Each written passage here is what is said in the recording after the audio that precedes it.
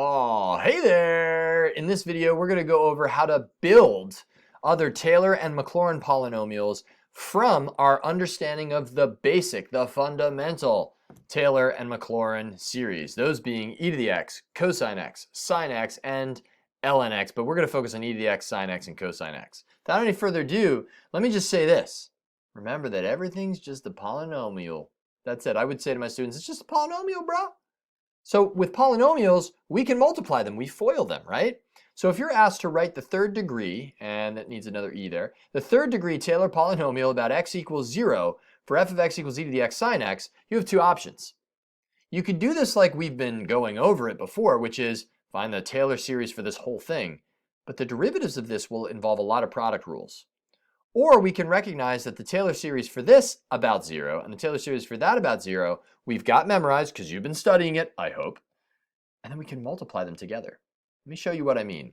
So the power series for e to the x, Taylor series centered about 0, Maclaurin series, is 1 plus x squared over 2 factorial plus x to the third over 3 factorial plus ... and it goes on and on and on in that pattern. If you're like, where did he get that from? Watch videos 1 and 2 to see where I got that from. Okay, now on to sine x. Sine x is equal to, not 1, x minus, I almost said 1, x cubed over 3 factorial plus x to the fifth over 5 factorial minus ... and it goes on and on, alternating. We've got that with x to the 2n plus 1, all over 2n plus 1 factorial. Okay, now, we're going to multiply infinitely long polynomials? You're crazy. Well, I am a little crazy, but I'm not crazy about this one. We don't need to multiply that many powers. We only need the third degree Taylor polynomial. So what I do is I chop off both polynomials to the third power. And I multiply only the terms that will get me things that are the third degree or less. Okay, so we've got then that e to the x sine x is approximately, and that's going to be e to the x, here it is, 1 plus x squared over 2 factorial. Technically, you don't need the third degree term. I'll show you why in a second. That's the e to the x part right there. Times sine x, which is x minus x cubed over 3 factorial. And I stop at the x cubed because if I had x to the fifth, every degree term that would come out of it would be higher than third degree. And technically, the x cubed I'm going to ignore because that's going to get multiplied by x, which makes it x to the fourth, and x cubed, which makes it x to the sixth. So I'm going to write that and then say, we don't need it. So we've got all this stuff going on right here. And now we just FOIL and FOIL until we FOILed every term and exhausted everything that gives us third degree or lower. So I do 1 times x is x. 1 times minus x cubed over 3 factorial is minus x cubed over 3 factorial. That's it for the one term. X times x is x squared. X times minus x cubed is x to the fourth. We don't want it, so I don't include it. X squared over 2 factorial times x is plus x cubed over 2 factorial. X squared times minus x cubed is x to the fifth. We don't want it. So that's it. You could leave it like that in the BC exam. That would be totally cool. I'm going to write it in standard form, highest power to lowest power. So that'd be minus x cubed over, this would be 6. Reason why I'm doing that in a second, plus x cubed over 2. These will be like terms in a second, plus x squared plus x. And that can be simplified too. Well, this would be the same as 3 over 6, right? Plus a negative 1 is 2 over 6 or 1/3. So that's going to be x cubed over 3. I'm just basically adding a half and negative 1/6. Plus x squared plus x. So that's one of the operations right there. There is your answer. Now, what I like to say is if you build it, your answer will come. And what do I mean by that? Build everything from scratch and then treat them like just normal algebraic operations. You're multiplying, you're FOILing. Write out the polynomials, be smart about what degree you need to go out to. I explained that earlier. And then do the operations like you've done since Algebra 1, just with really long, crazy looking polynomials. All right, so we're going to do a couple more of these. Write the first 3 non-zero terms and the general term for the Maclaurin series for that. What does it mean to have the first 3 non-zero terms? It means go out to whatever the degree is. for the first 3 terms that are not 0. Then also give the general term, basically give the nth term, the pattern of what's going on. Let me show you. So as I said before, if you build it, the answer will come. It's kind of a play off of this great movie in the early 90s, Field of Dreams. If you've never seen it, it's phenomenal. Okay, so we've got f of x equals x cosine of 3x minus 5. Let's start out with cosine of stuff. So the cosine of x is equal to, we've got x minus x. Ooh, sorry, that is not at all cosine. Let's build it again. Oh my word.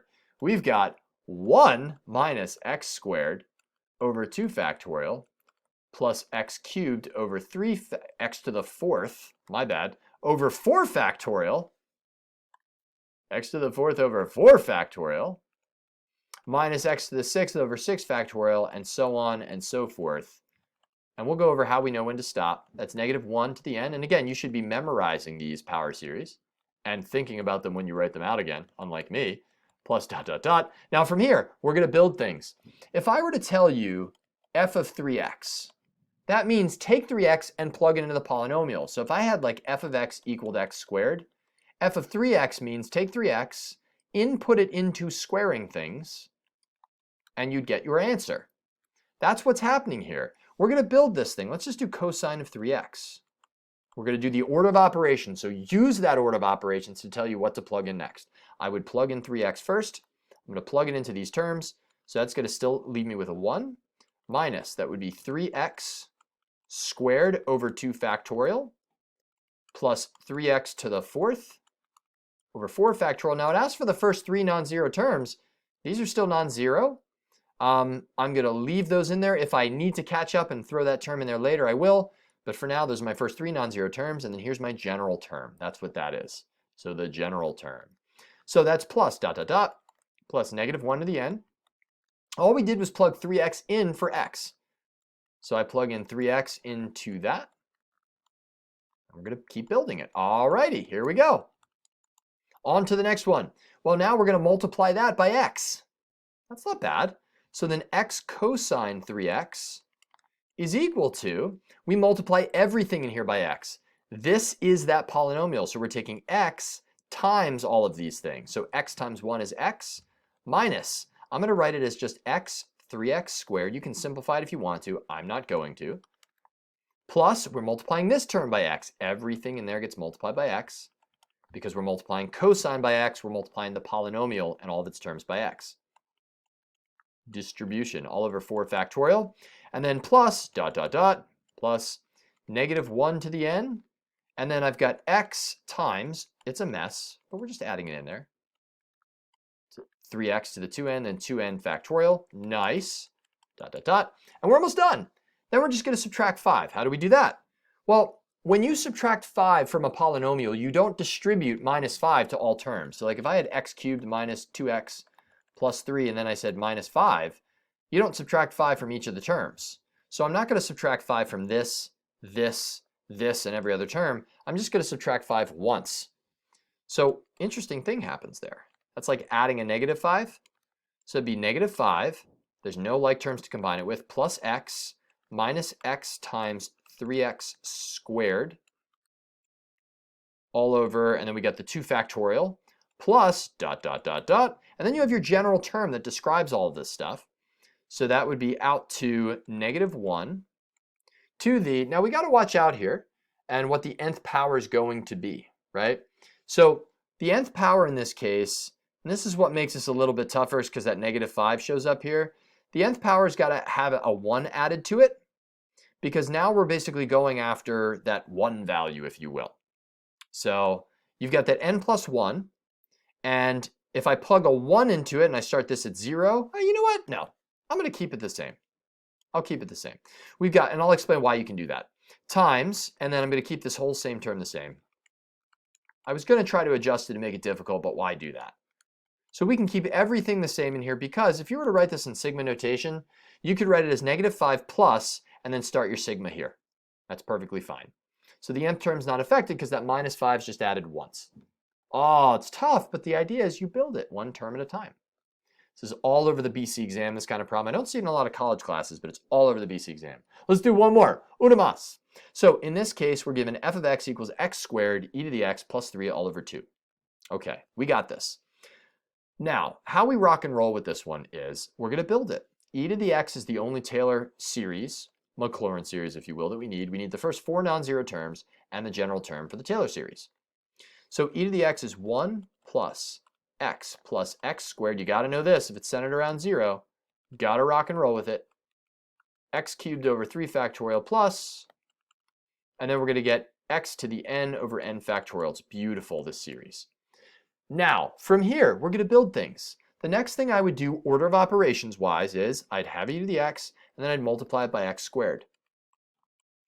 X squared e to the x is the same as taking x squared and multiplying it by whatever e to the x is, which would be multiplying x squared by all the terms in the polynomial. So that'd be x squared times 1, plus x squared times x is x cubed, plus x squared is x to the 4th, still the 2 factorial there, plus x squared times x cubed is x to the 5th, all over 3 factorial plus dot dot dot. X to the n times x squared is x to the n plus 2. You're taking x squared, multiplying it by x to the n, and you add the exponents. That's where I'm getting n plus 2. All over n factorial plus dot dot dot. Then I'm going to do the next part in the same fell swoop. We're going to add 3 to everything, and then divide by 2. Now, if I'm going to add 3 to this whole thing, I don't add 3 to every single term. It's a polynomial. I add 3 to the polynomial once. So that would be 3 plus x squared plus x cubed plus, and then we just need the first 4 non-zero terms, x to the 4th over 2 factorial plus, here's the nth term, x to the n plus 2 over n factorial. And again, I'm not going to generalize it because I could have started sigma here, and that's still generalized. But what about the divided by 2? Well, if I said that I had a polynomial like this, x cubed minus x squared plus 5x, let's say, plus 1 all over 2, I'd divide every term by 2 if I'm expanding it out. So everything gets divided by 2. You could put times 2 here. And then that would just be 2. Don't put it in parentheses. It's 2 times n factorial. That's it. If you build it, your answer will come. Sickness. I'll see you in the exercises. Can't wait. Peace.